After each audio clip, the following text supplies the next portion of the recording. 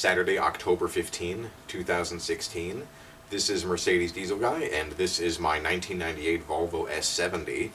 I'm going to be able to do a little work on the car this morning, and then I'll probably be busy for the rest of the day.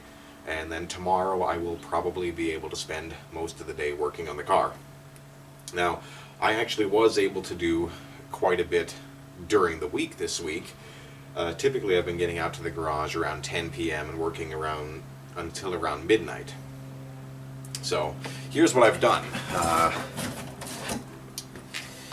Over on this side, I have replaced the serpentine belt and the tensioner roller and the idler, so that's done now.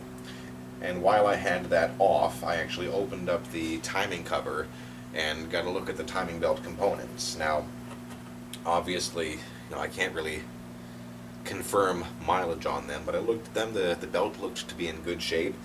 I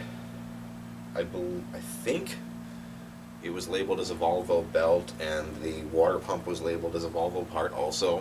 Everything looked reasonably clean in there.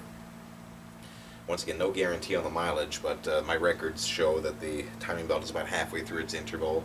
The belt didn't show any cracking or any unusual wear, so as best I can tell, the records I have are accurate. So I'm just going to leave that alone.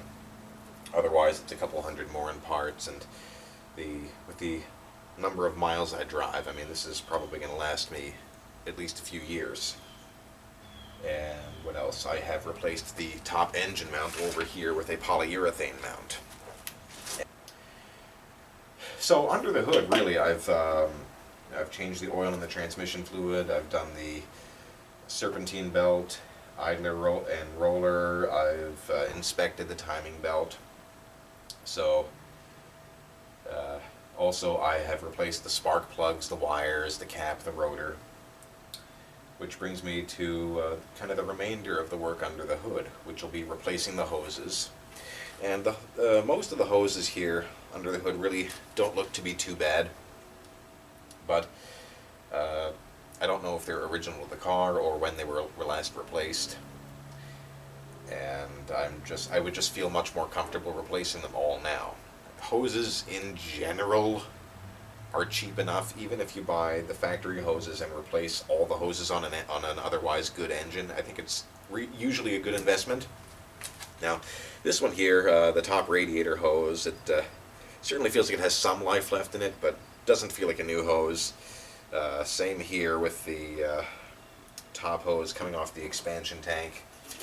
The lower hose, the same, and I'm willing to bet that the radiator hose going to the back of the engine and the two heater hoses going to the firewall are also reasonably old.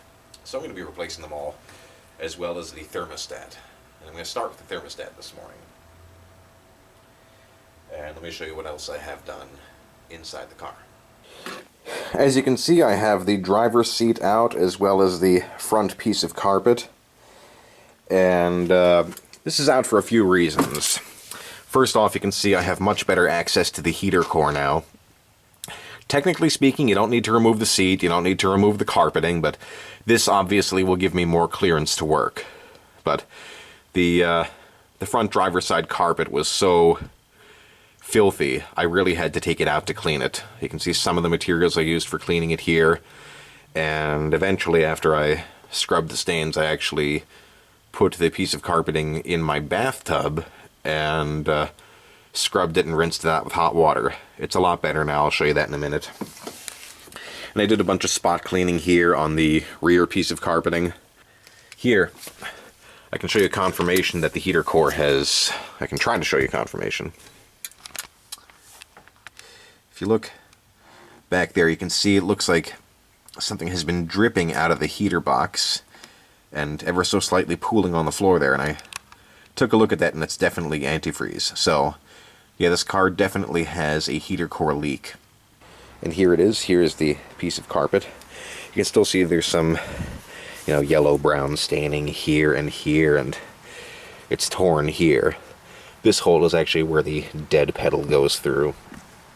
So, like I said last week, I did not find a good piece of carpeting at the junkyard. And just to give you an idea of how bad this was, this whole section here, along here, here, and here, it was completely black. The fact that I got it this clean is almost nothing short of a miracle. I can try to do a little more spot cleaning, but probably won't do too much, because I'm going to have floor mats over this. But here it is, it's all cleaned out, and I'm pretty happy with this. And like I said, I'm going to patch this with another piece of carpeting from the back. So this will certainly do quite well for my purposes. So I'm going to get to work now, and I'm going to start by replacing that thermostat, and then continue working here under the hood. And I'll update you with my progress when I'm done for the morning.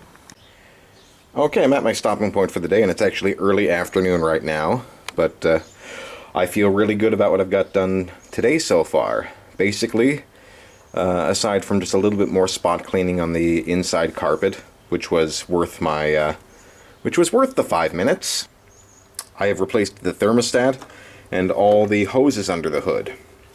See, I got a new upper radiator hose here, new hose to the expansion tank. I've got a new thermostat in there. You can't see it, but here's the old one. The new one is an identical Waller thermostat. The only difference is it doesn't actually say Volvo stamped on it.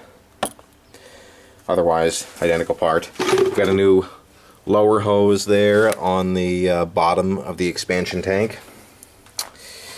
New lower radiator hose, which is kind of hard to see. It snakes through right here to the back of the engine. And two new hoses here going to the HVAC, and I also replaced the plastic hose clamps, the rubber washers, the plastic washers. This is in now. I can breathe easily, knowing that the cooling system is going to be nice and solid. So tomorrow I'm going to replace the heater core, and that's it for the major mechanical work. So, I mean, under the hood here, all I have to do is some reassembly work, and of course, fill up the coolant. That's it for today. This is Mercedes Diesel Guy. Thanks for watching.